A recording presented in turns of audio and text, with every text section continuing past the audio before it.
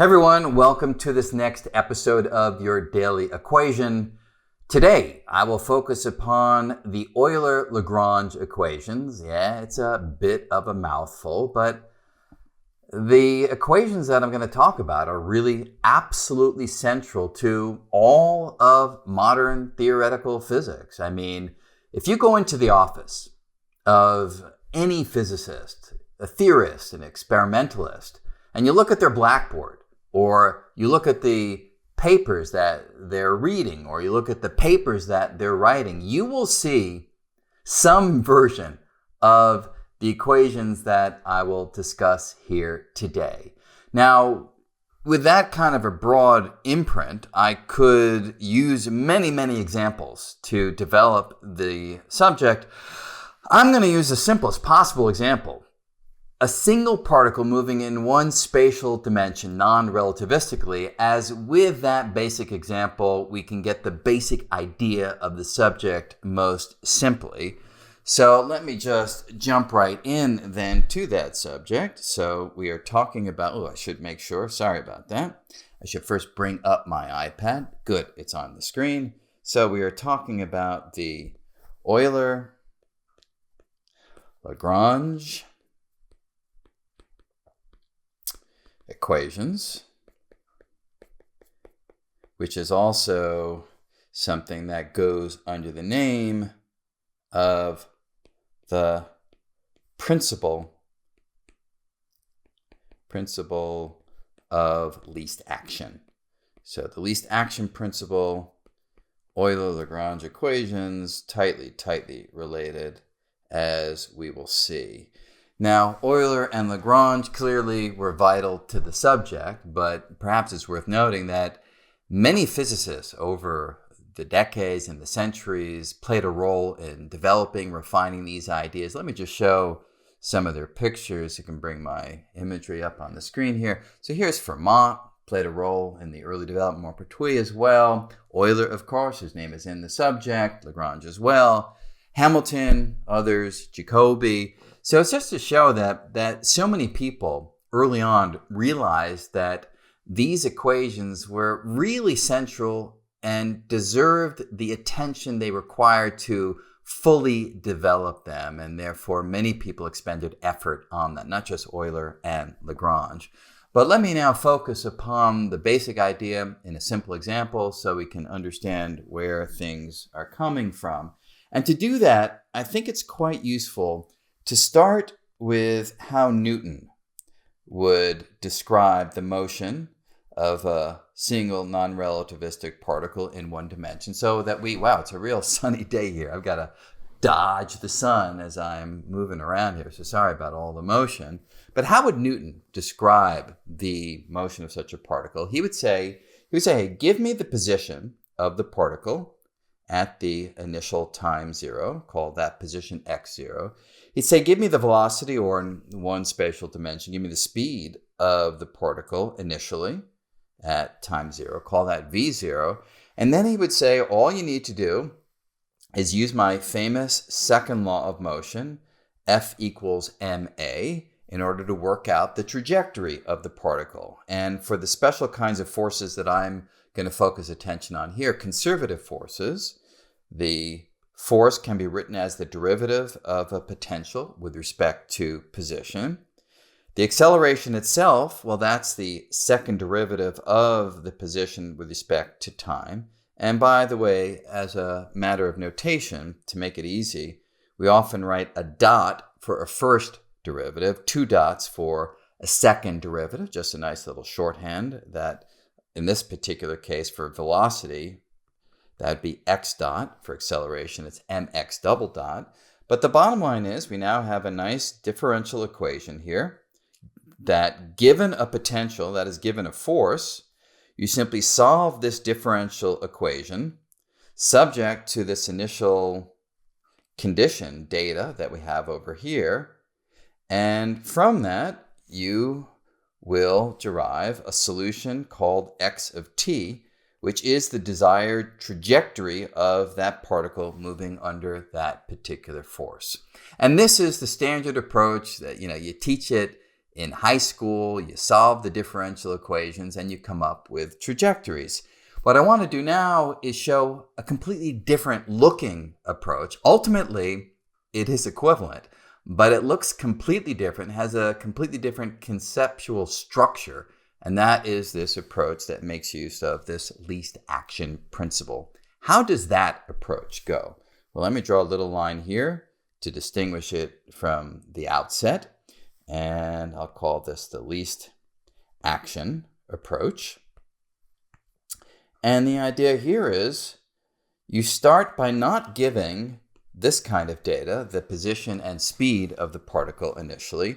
Instead, what you provide here is x at time 0, as in the Newtonian approach. But now you don't give me the speed at time 0, you give me the final position of the particle at final time, that I'll call capital T. Let's call that position x sub t. And you'll note I'm drawing the positions as if they can be scattered in 2 or higher number of dimensions. It is more fun to write things that way, but the math I'm going to focus on from the get-go will be in 1 spatial dimension. But imagine that, you have a trajectory that connects these points. And in this approach, the idea is that we are going to look at all possible trajectories that start at the initial point and end at the final point.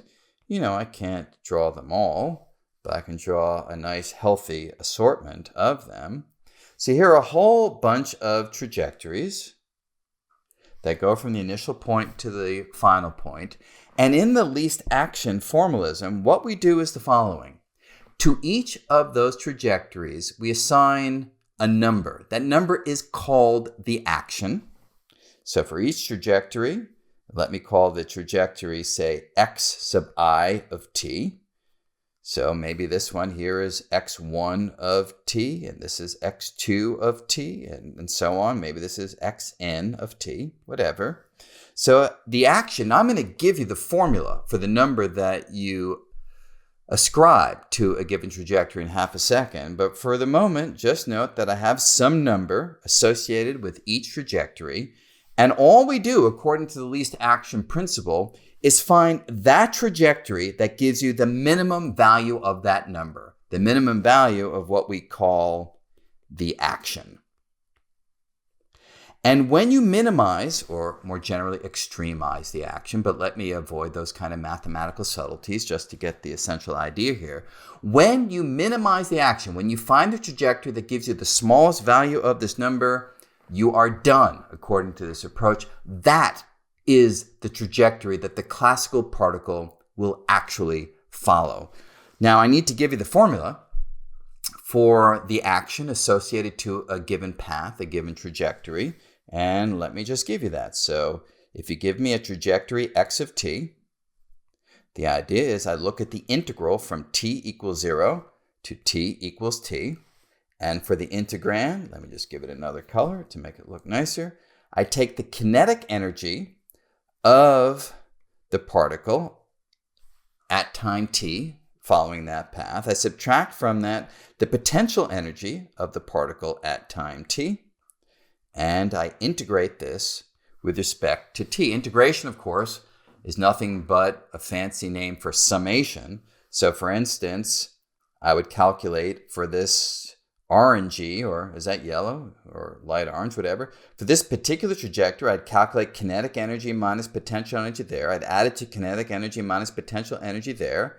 And I'd add up all of these contributions. And when I do that, that would give me the action associated with that particular path. Okay, now look, I have to admit, when you see this combination, it's a little weird. We're used to kinetic energy being added to potential energy. After all, that would give us the total energy of the particle. But here we're doing something that looks a little weird at first sight.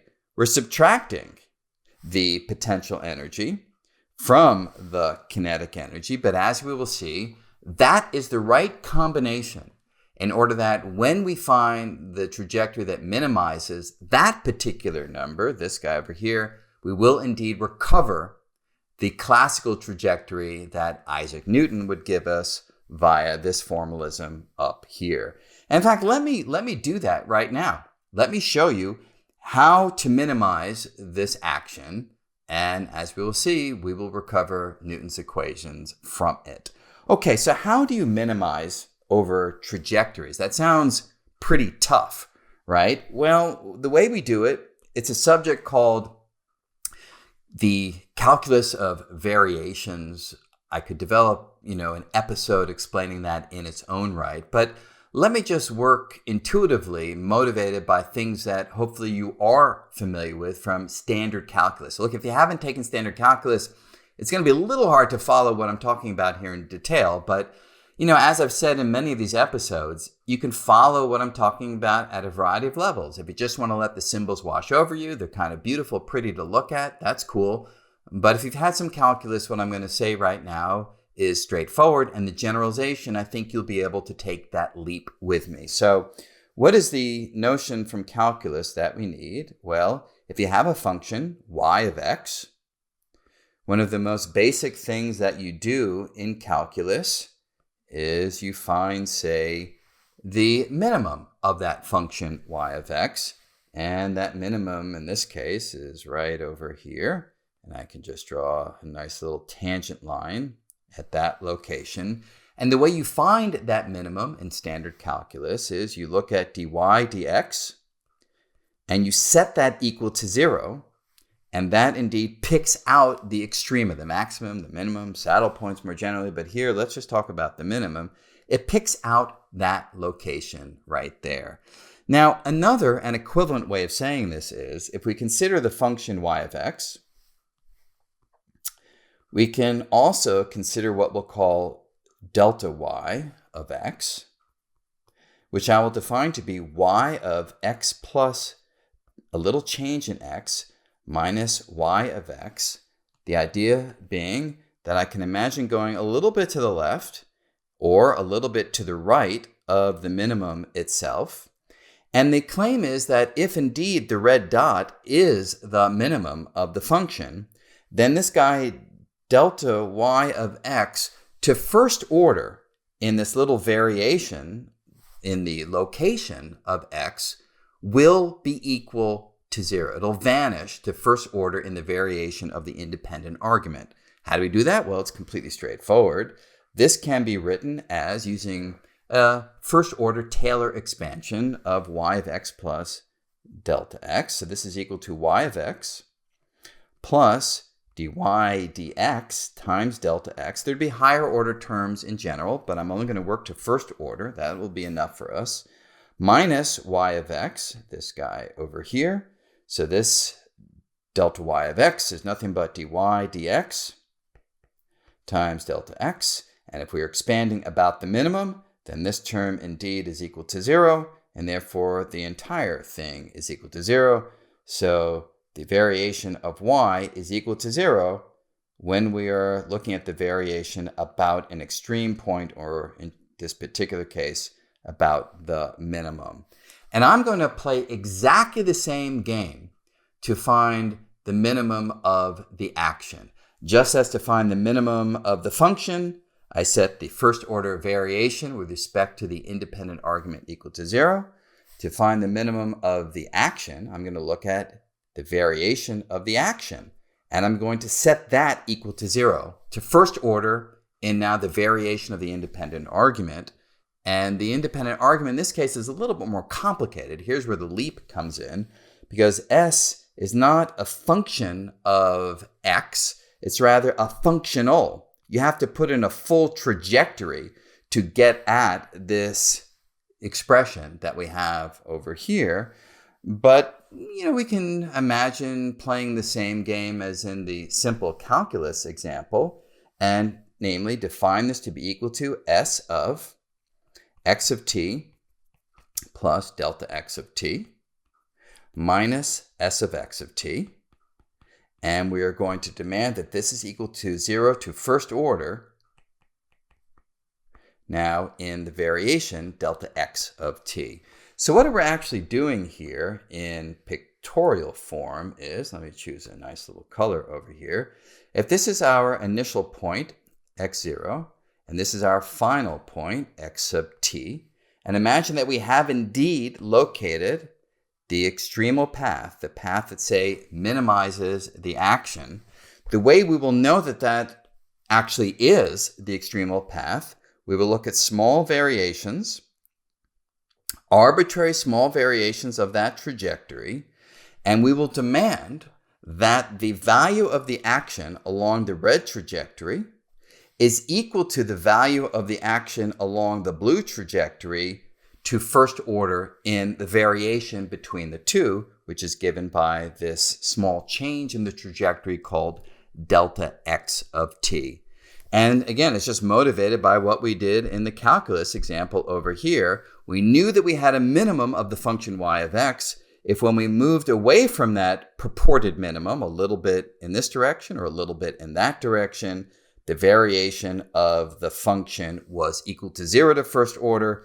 Similarly, if the variation of the action is equal to 0 to first order, then we will have found the trajectory that minimizes or extremizes the action. That's the strategy that we will follow. So now all we need to do is write this expression out in more detail, namely making use of x of t itself, vary x of t, subtract out its value at x of t, and see what function we are left with, what formula we're left with. So let's do that.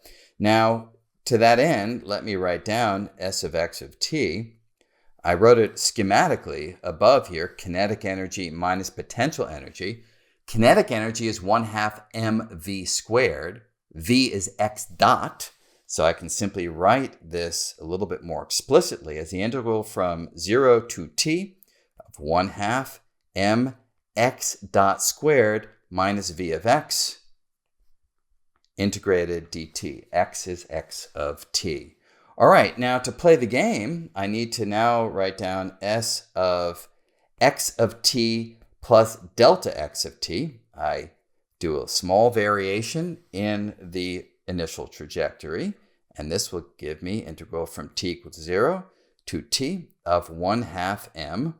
Let's just put x dot plus delta x dot squared minus v of x plus delta x. Integrate this with respect to t.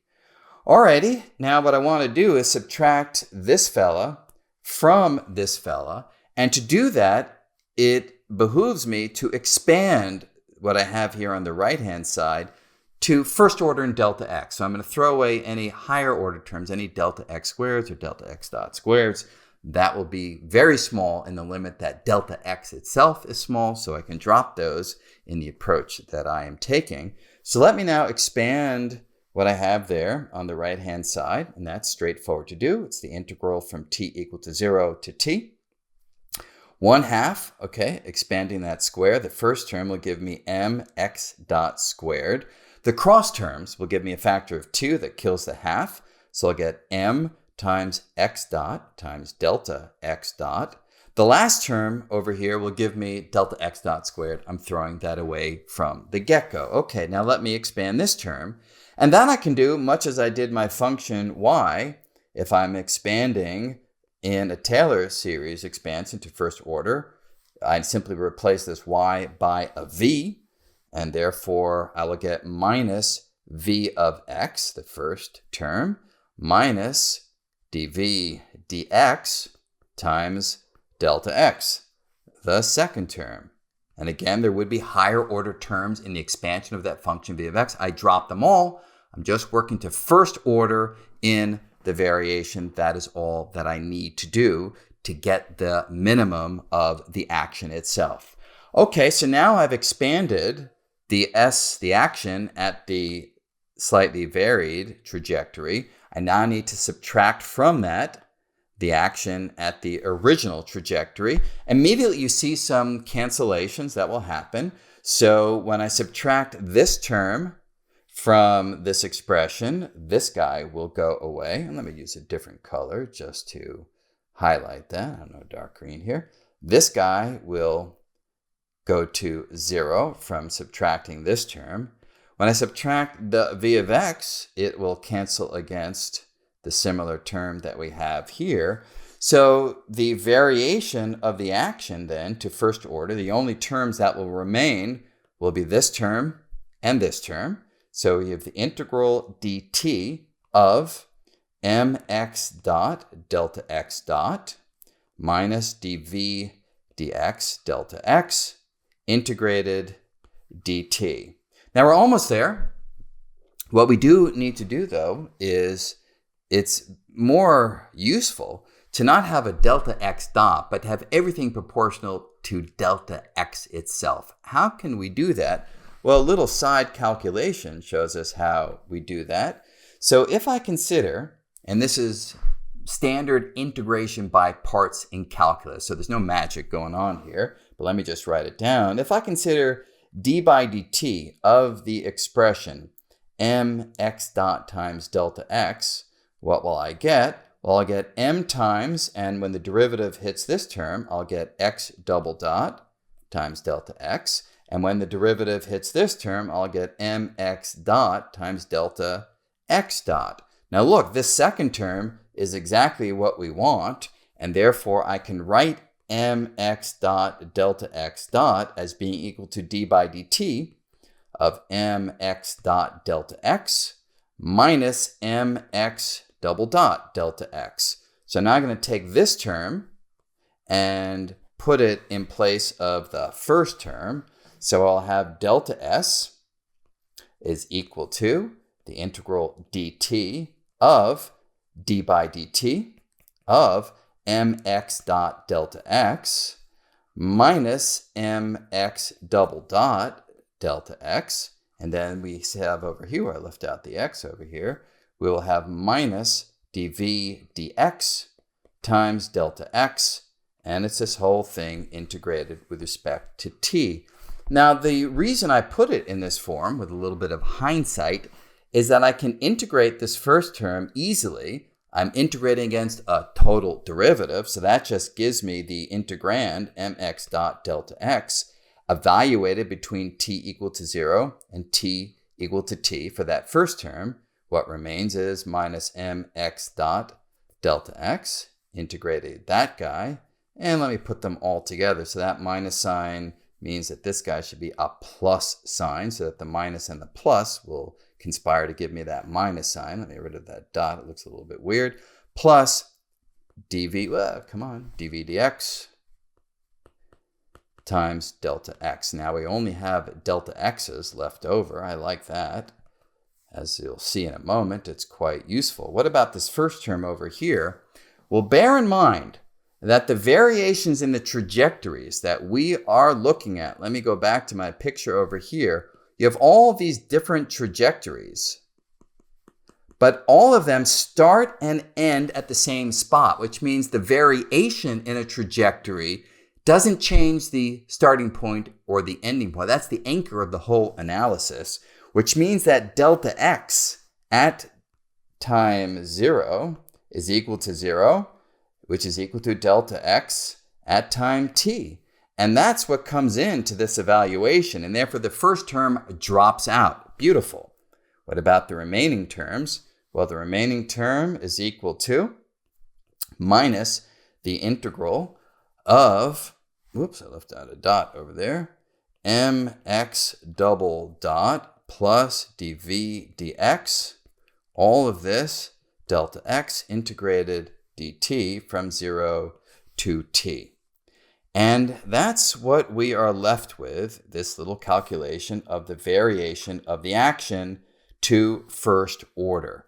Now, this is meant to be 0 for any and all variations of the trajectory that minimizes the action. And for this to be 0 for any and all values of delta x, there's only one way for that to happen. This term over here must itself be equal to 0. So the conclusion that we get, therefore, is delta s equal to 0 implies that mx double dot plus dv dx is equal to 0. In other words, minus dv dx must be equal to mx double dot. Let me box this because this is our final equation, and lo and behold, the least action principle, delta S equal to 0, gives us this equation. And if we scroll all the way back to where we began with Isaac Newton, you will look, we have the same equation, minus dv dx equals mx double dot, coming from Isaac Newton. And from this least action principle, we now have the same equation. And therefore, they are equivalent to each other, even though they kind of conceptually feel completely different, right? Conceptually, they really are completely different. And let me just spell out the kind of comparison between them so that you can sort of have in mind the more philosophical or the more overarching distinctions between these two very different looking approaches to get the classical trajectory of this particle. So by comparison, just to sort of write out the differences between them, you will note that from the standpoint of the initial data, so Newton wants initial conditions where you give the position and the velocity of the particle at the initial time, whereas this least action approach, you don't give the initial conditions at time 0. Rather, you give what can be called boundary values. The boundary values in the case that we've studied are the boundary locations of the trajectory. The position at time 0, but the position at the final time, not the initial speed. That's kind of conceptually quite different from the usual way that we set up a Newtonian problem. What are the other comparisons? Well, in addition to the initial conditions, please note that in general, when you do Newtonian mechanics using F equals ma, F is a vector. Acceleration is a vector. Velocity is a vector. I've done the simplest case of one-dimensional motion, so I didn't have to worry about the vectors. But you know, if you have taken high school physics or college-level physics, one of the big headaches of Newtonian mechanics is keeping track of the components of vectors that can be pointing this way, that way, and so forth. And that's really where a lot of the technical difficulties that students face arises. But you'll note that in this least action approach, everything from the starting point is in terms of scalar quantities, right? If we are looking at our form here, kinetic energy, that's a number. That's not a vector. Potential energy, that's a number, not a vector. So the action over which you are minimizing is itself described totally in terms of scalar quantities, which makes life so much easier. The vector quantities, if you will, they come out of the minimization process, but that's something that you as the user don't have to worry about. You just turn the crank and minimize this scalar quantity, and it takes care of all of the vector components for you. One final comparison between these is that, look, the Newtonian description is completely local, right? You only talk about the force acting on the particle at a given location. You don't talk about the global trajectory that emerges from solving the differential equation that comes from F equals ma.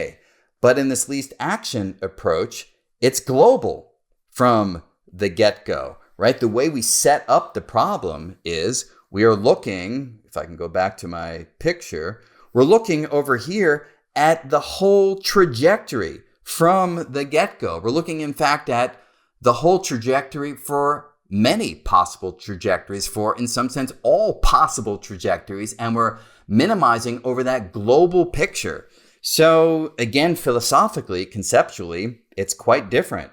Newton is starting local, whereas this least action principle is starting global. But yet, as we just showed, they are equivalent to each other, at least in the case that I have spelled out, this case of a single particle non-relativistic moving in one spatial dimension. But I assure you that the equivalence holds true in any more general circumstance. In fact, let me finish up by just showing you the more general version of the equations. And the general version is indeed where we come to the so-called Euler Lagrange equations of the general setup. And I don't really have to do much work here because it's just a generalization of the simpler case. No new conceptual ideas. But let me just quickly run through it for you here. So the general case is you start with something, the action, and in the general case, you write down the action as an integral, say from t equal to 0 to t equal to t, of something called the Lagrangian. Here's where Lagrange's name comes into the story.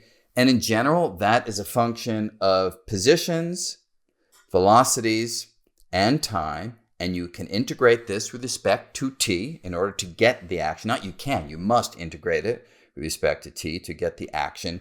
In the special case that we focused upon, the Lagrangian itself was simply equal to the kinetic energy, which we know depends upon x dot, velocity. It's 1/2 mv squared, 1/2 mx dot squared, minus the potential, and that's where the x comes into the story. But again, that's just one special case. The general situation, you could have up to certain mathematical restrictions, an arbitrary function of position, velocity, and time.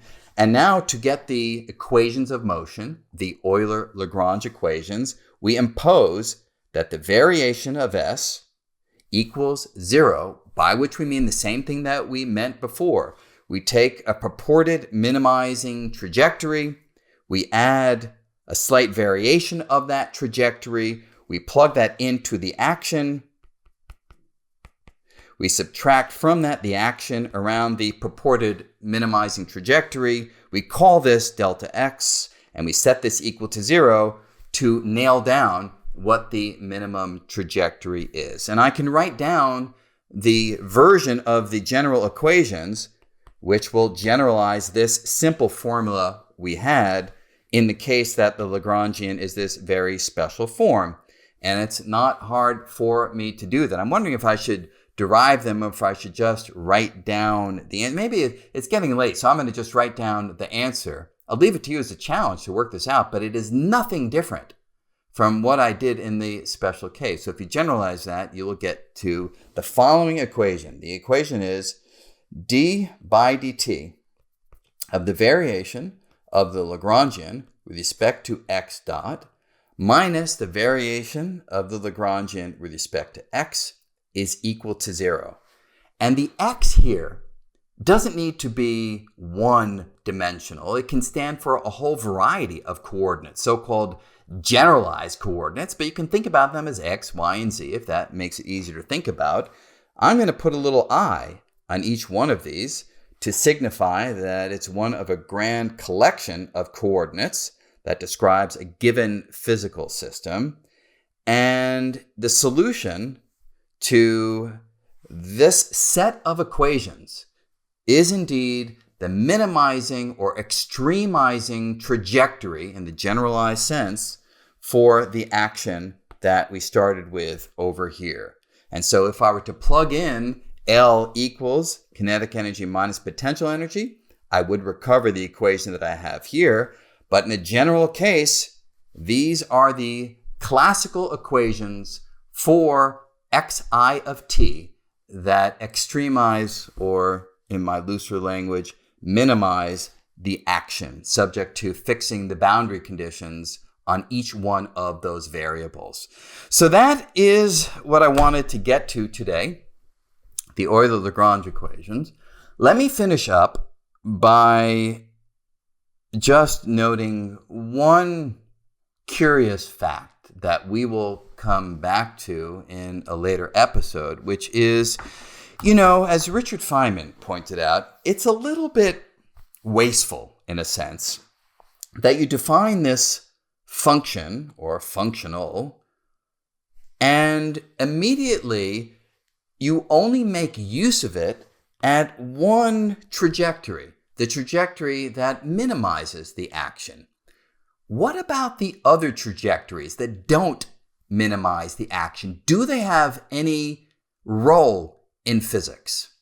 And the startling idea that Richard Feynman came up with is that they do have a role, not in classical physics. Classical physics only focus upon trajectories that minimize the action. But as we will see in a later episode, quantum physics makes use of all of the trajectories. So in a sense, classical physics fits within quantum mechanics by virtue of it focusing upon very special trajectories, those that extremize or minimize the action. Quantum mechanics looks at a more broad description and a more accurate description of reality that takes into account all of the trajectories. I should say all of the trajectories. It's getting a little bit late. My speech is starting to become a little bit slurred. I'm going to try that even a third time. Quantum mechanics makes use of all of the trajectories. Okay, fine. Finally got it out. But that's the key physical idea, and we're going to come back to that notion in a subsequent episode. Okay, that's it for today. I just wanted to get to these Euler Lagrange equations, and until next time, take care.